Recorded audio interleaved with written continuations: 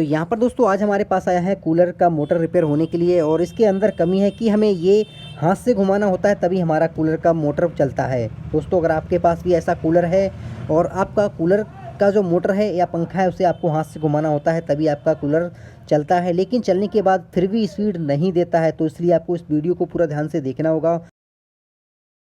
और मैं आपको यहाँ पर सिखाने वाला हूँ और आपके जो पैसे हैं वो भी यहाँ पर बचने वाले हैं कि कूलर की मोटर आप घर पर कैसे ठीक कर सकते हैं। दोस्तों स्वागत है आपका हमारे यूट्यूब चैनल संजू लाइट 1218, जहाँ पर आपको लाइट के बारे में नया वीडियो और नई जानकारी हमेशा मिलती है। दोस्तों अगर आपके कूलर में ऐसी समस्या है तो आपको 3 चीज़ों को चेक करना है। पहला है उसकी सॉकेट को, दूसरा है उसका कंडेंसर और तीसरा है दोस्तों उसकी कॉइल को। अगर उसकी सॉकेट ठीक है तो आपको उसका कंडेंसर चेक करना है, अगर कंडेंसर ठीक है तो आपको उसकी कॉइल को चेक करना है। तो सबसे पहले हम इसकी सॉकेट को चेक करेंगे। तो यहाँ पर देखिए ये जो मोटर है, सबसे पहले हम इस मोटर को चलाकर यहाँ पर देखते हैं। तो देखिए यहाँ पर हमारे पास सीरीज बोर्ड है और यहाँ पर ये जो हमारा सॉकेट लगा हुआ है ये है सीरीज और यहाँ पर ये सॉकेट है वो है हमारा मेन। तो हम सीधा इसको मेन पर चलाते हैं। तो कूलर की जो मोटर का मेन वायर है इसको लगा देते हैं सीधा दोस्तों मेन सॉकेट में, और यहाँ पर हम इसका जो स्विच है वो भी यहाँ पर ऑन करते हैं।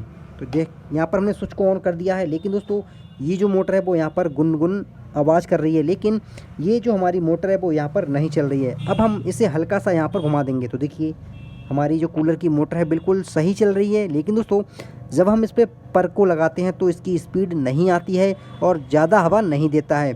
तो यहाँ पर देखिए हमने स्विच को बंद कर दिया, मोटर रुक जाती है और जैसे ही स्विच को यहाँ पर ऑन करते हैं हल्के से हाथ से यहाँ पर घुमाते हैं हमारी मोटर स्टार्ट हो जाती है। तो दोस्तों सबसे पहले आपको इसकी सॉकेट को चेक करना है कि सॉकेट कहीं पर टाइट तो नहीं चल रही है। तो देखिए हम इसको घुमाकर देखते हैं तो यहाँ पर देखिए सॉकेट बिल्कुल सही घूम रही है और बहुत ही मुलायम यहाँ पर चल रही है। तो आपको सबसे पहले सॉकेट को यहाँ पर चेक कर लेना है। तो देखिए दोस्तों इसकी सॉकेट है बिल्कुल यहाँ पर ठीक है, फिर भी दोस्तों हमारी मोटर हाथ से घुमानी होती है। तो दूसरा नंबर आपको चेक करना है उसका कंडेंसर। तो यहाँ पर देखिए ये जो कंडेंसर है वो आप कैसे चेक करेंगे। तो यहाँ पर दोस्तों देखिए सबसे पहले इसके जो कनेक्शन है वो यहाँ पर हम निकालने वाले हैं। तो इसके जो कनेक्शन लगे हुए हैं हम यहाँ पर कनेक्शन को बिल्कुल बाहर निकाल लेते हैं। अब दोस्तों यहाँ पर हमें ये जो कंडेंसर है वो हमें चेक करना है मेन बोर्ड पर, या फिर आप सीरीज पर चेक कर सकते हैं। लेकिन दोस्तों अगर आपके पास सीरीज है तो ये जो कंडेंसर है आप कंडेंसर को सही तरीके से सीरीज पर चेक कर सकते हैं। अगर आपके पास सीरीज बोर्ड नहीं है तो आप इसे मेन लाइन पर भी चेक कर सकते हैं। तो यहाँ पर देखिए ये जो हमारा कंडेंसर है और ये कंडेंसर है 4 UF का। तो दोस्तों ये कूलर की जो किट होती हैं उनके अंदर आपको 4 नंबर का ही कंडेंसर लगा हुआ मिलेगा। तो देखिए हम आपको दिखा देते हैं कि 4 नंबर का जो कंडेंसर है वो इस तरीके से यहाँ पर लिखा होगा 40 UF। तो ये है 4 नंबर का।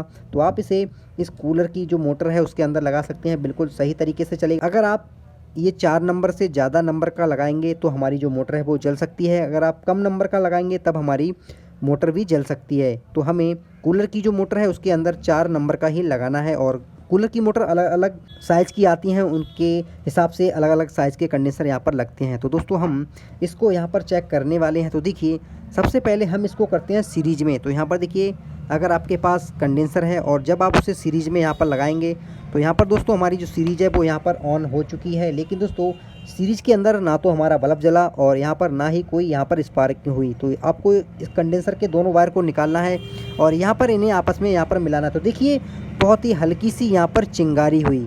तो हम दोबारा इसको यहाँ पर लगाते हैं और उसके बाद हम यहाँ पर चेक करते हैं। तो ना तो दोस्तों यहाँ पर हमारा बल्ब जला और दोनों वायर को मिलाते हैं तो बहुत ही हल्की सी यहाँ पर चिंगारी हो रही है।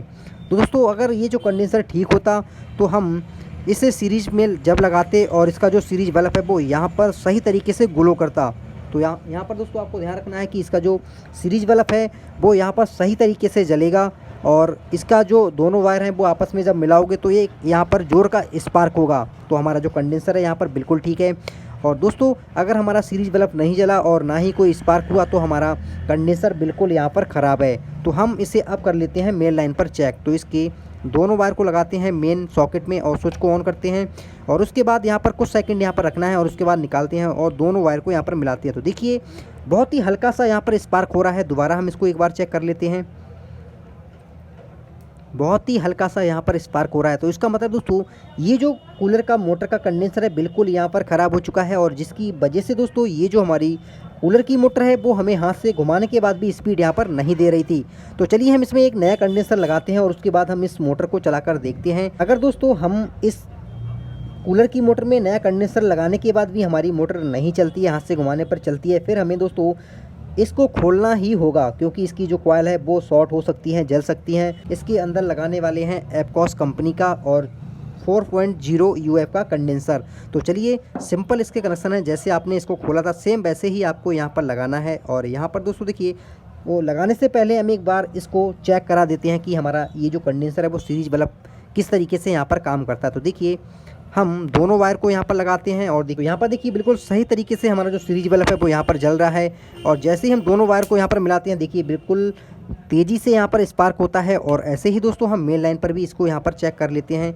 दोनों वायर को लगाते हैं, स्विच को ऑन करते हैं, कुछ सेकंड यहाँ पर रखते हैं और उसके बाद यहाँ पर देखिए बिल्कुल सही तरीके से यहाँ पर स्पार्क हो रहा है। और ये जो कंडेंसर बिल्कुल यहाँ पर नया है। तो दोस्तों आप सीख चुके होंगे कि हमें कंडेंसर को किस तरीके से चेक करना है सीरीज और मेन पर। तो चलिए अब हम इसके जो कनेक्शन है वो सिंपल यहाँ पर कर लेते हैं। तो यहाँ पर दोस्तों हमने कंडेंसर को लगा दिया है, कनेक्शन को भी दोस्तों यहाँ पर कर दिया है। अब दोस्तों इसका जो मेन वायर है इसको लगाते हैं दोस्तों, देखिए हम सीधा मेन पर। तो स्विच को यहाँ पर बंद करते हैं और इसका जो वायर है वो यहाँ पर लगाते हैं। तो यहाँ पर दोस्तों देखिए हमने कूलर की जो मोटर का मेन वायर है वो लगा दिया है मेन सॉकेट में। और यहाँ पर देखिए हम स्विच को जैसे ही ऑन करते हैं और वायर को हिलाते हैं तो देखिए हमारी जो मोटर है बिल्कुल दोस्तों सही तरीके से चल रही है। अब हमें इस कूलर की मोटर को ना तो हाथ से घुमाना है और ना किसी डंडे से यहाँ पर घुमाना है। तो देखिए यहाँ पर जो वायर है वो यहाँ पर दोस्तों ढीला बैठ रहा है। जैसे ही हम इसको लगाते हैं देखिए बिल्कुल यहाँ पर सही तरीके से चल रही है, शायद आपको यहाँ पर दिखाई देती हो। स्विच को यहाँ पर बंद करते हैं, ये जो हमारी मोटर है वो यहाँ पर हल्के हल्के यहाँ पर बंद हो जाती है।